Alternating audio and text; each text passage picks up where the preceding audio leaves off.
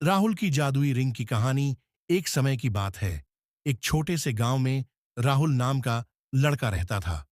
वह बहुत जिज्ञासु और मददगार था, लेकिन उसकी किस्मत कुछ खास नहीं थी। पढ़ाई में अच्छा होते हुए भी उसे अक्सर बदकिस्मती का सामना करना पड़ता था। कभी किताबें खो जाती, कभी परीक्षा के दिन बुखार आ जाता। एक दिन राहुल जंगल के रास्ते से स्कूल जा रहा था।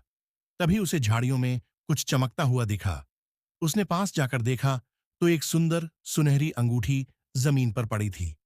उसने जैसे ही वह रिंग उठाई, रिंग में से एक हल्की सी नीली रोशनी निकली और एक आवाज आई, मैं तुम्हारी जादुई रिंग हूं राहुल। तुम जो भी नेक काम के लिए चाहोगे, मैं तुम्हारी मदद करूंगी।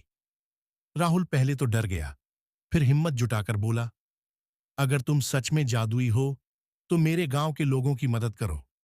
हमारे यहां कई दिनों से बारिश नहीं हुई है।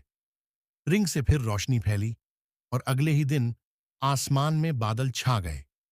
गांव में पहली बारिश हुई। खेतों में हरियाली लौट आई। लोग बहुत खुश हुए, लेकिन किसी को पता नहीं था कि यह सब राहुल की जादुई रिंग की वजह से हुआ है।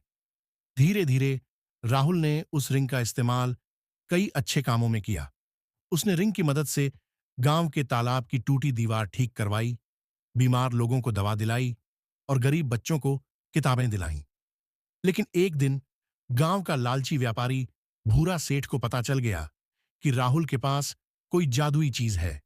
उसने रिंग चुराने की योजना बनाई। रात में वह राहुल के घर में घुस गया और रिंग चुरा ली। जैसे ही उसने रिंग पहनी, रिंग ने कहा, मैं सिर्फ नेक दिल वालों की मदद करती हूं, लालचियों की नहीं। तुरंत ही रिंग से तेज रोशनी निकली और भूरा सेठ बेहोश हो गया।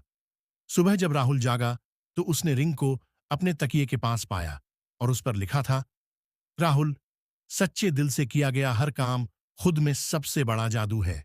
अब तुम्हें मेरी जरूरत नहीं।